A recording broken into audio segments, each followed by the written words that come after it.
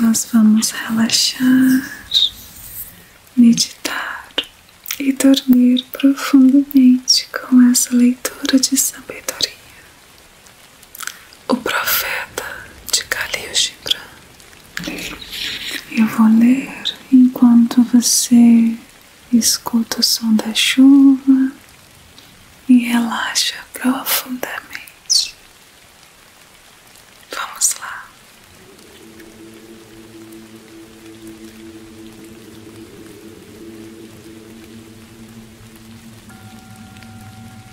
E um homem disse: fala-nos do autoconhecimento. E Al-Mustafa, dizendo, respondeu: vossos corações conhecem em silêncio os segredos dos dias e das noites. Mas os vossos ouvidos têm sede de ouvir o saber dos vossos corações. Desejais conhecer em palavras o que sempre soubestes em pensamento. Desejais tocar com os vossos dedos o corpo desnudo dos vossos sonhos. E é bom que assim seja. A fonte oculta da vossa alma precisa brotar e correr, murmulhante, até o mar, e assim seria revelado aos vossos olhos o tesouro das vossas profundezas infinitas. Mas que não haja medida para o vosso tesouro desconhecido, e não deveis sondar as profundezas do vosso conhecimento com cajado e bordão, pois o eu é um oceano imensurável e sem fronteiras. Não dizei, encontrei a verdade, mas sim, encontrei uma verdade. Não dizei, encontrei o caminho da alma, mas dizei, encontrei a alma enquanto segui o meu caminho. Pois a alma segue todos os caminhos. A alma não caminha sobre uma linha, nem cresce com o junco. A alma desdobra-se como um lótus de inúmeras pétalas. Então um lavrador falou: Al-Mustafa, fala-nos do trabalho.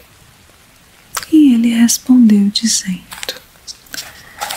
vós trabalhais para vos manter no compasso da terra e da alma da terra, pois ser indolente é intrometer-se nas estações e afastar-se da procissão da vida, que segue majestosa e orgulhosamente submissa rumo ao infinito. Ao trabalhardes, sois uma flauta cujo coração o murmúrio das horas atravessa e transforma-se em música. Quem de vós permaneceria silente como um junco quando tudo ao redor canta em uníssono? Sempre vos disseram que o trabalho é uma sina e uma labuta e um infortúnio. Mas eu vos digo que, ao trabalhardes, estais realizando o sonho mais longínquo da terra, o sonho a vós designado quando nascestes, e apegando-vos à labuta, estareis amando verdadeiramente a vida. E quem ama a vida através do trabalho, compartilha o seu segredo mais íntimo.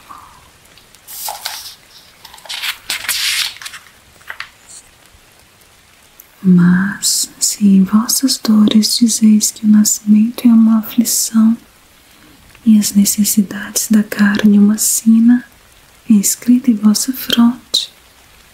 Então respondo que nada, além do vosso suor, lavará esse estigma. Disseram-vos também que a vida são trevas, e em vossa fadiga repetis os que disseram os fatigados. Mas eu vos digo, a vida são mesmo trevas, salvo quando há ímpeto, e todo ímpeto é cego, salvo quando há conhecimento, e todo conhecimento é vão, salvo quando existe o trabalho. Mas todo trabalho é vazio, exceto quando existe amor. E quando trabalhais com amor, estás unindo-vos a vós próprios, e uns aos outros, e a Deus. E o que é trabalhar com amor? É tecer o pano com o fio do vosso coração, como se o vosso bem-amado fosse mesmo vesti-lo. É construir uma casa com afeto, como se o vosso bem-amado fosse mesmo habitá-la. É plantar as sementes com ternura e fazer a colheita com alegria, como se o vosso bem-amado fosse mesmo comer as frutas. Trabalhar com amor é impregnar tudo o que fazeis com o sopro da vossa própria alma. É saber que todos os mortos abençoados estão vos observando de perto. E muitas vezes ouvi-vos dizer, como se falasseis em vosso sono, aquele que trabalha com o mármore e encontra na pedra a forma da sua própria alma é mais nobre do que aquele que ara o solo. E aquele que toma um arco-íris para estendê-lo sobre a tela à semelhança do homem é mais do que aquele que faz sandálias para calçar nossos pés. Porém, eu vos digo, não em sono, mas na plena vigília do meio-dia, que o vento não fala com mais doçura o carvalho gigante do que a menor das hastes da relva. E só é grandioso aquele que transforma com seu próprio humor o murmúrio do vento em música ainda mais serena. O trabalho é o amor tornado visível. E se não podeis trabalhar com amor, mas somente com dissabor, é melhor abandonar o vosso trabalho e ir sentar-vos à porta do templo, à espera de esmolas daqueles que trabalham com alegria. Pois se fazeis o pão com indiferença, vós o fazeis amargo, incapaz de saciar a fome do homem. E se tendes rancor ao amassar a uva, o vosso ressentimento destila o veneno no vinho. Ainda que cantais como anjos, mas não amais o vosso canto, impedis que o homem ouça as vozes do dia e da noite. Então, um orador disse, fala-nos da liberdade. E Al-Mustafa respondeu, nos portões da cidade e no regaço dos vossos lares, já vos vi exaltardes a própria liberdade, qual escravos que se rebaixam diante de um tirano e o glorificam embora ele os destrua. Na alameda do templo e à sombra da cidadela, tenho visto os mais livres dentre vós. Eles carregam a própria liberdade como jugo e algemas. E o meu coração sangrou ao vê-lo, pois só podereis ser livres quando até mesmo o desejo de procurar liberdade já seja o bastante para subjugar-vos. E também quando cessardes de falar em liberdade como meta e plenitude.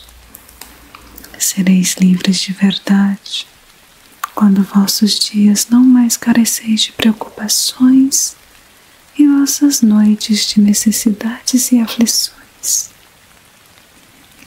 Quando tais coisas cingirem vossas vidas e fortes, contudo, capazes de elevar-vos acima delas, desnudados e desacorrentados. E como vos elevareis acima de vossos dias e das vossas noites, se não rompedes os grilhões com que no alvorecer de vosso despertar ataste vossa hora de vigília? O que chamais de liberdade é, na verdade, a mais forte das correntes. Embora vos deslumbrais com o brilho do sol refletido em seus elos. E o que quereis rejeitar, a fim de que sejais livres, senão os fragmentos de vós próprios? Se é uma lei injusta que pretendeis abolir, lembrai-vos de que ela foi escrita por vossa própria mão e em vossa própria fronte. Não sereis capazes de extingui-la queimando vossos códigos, nem lavando com toda a água do mar as faces dos nossos juízes. E se é um déspota que pretendeis destronar, verificai primeiro se o seu trono erguido dentro de vós está destruído.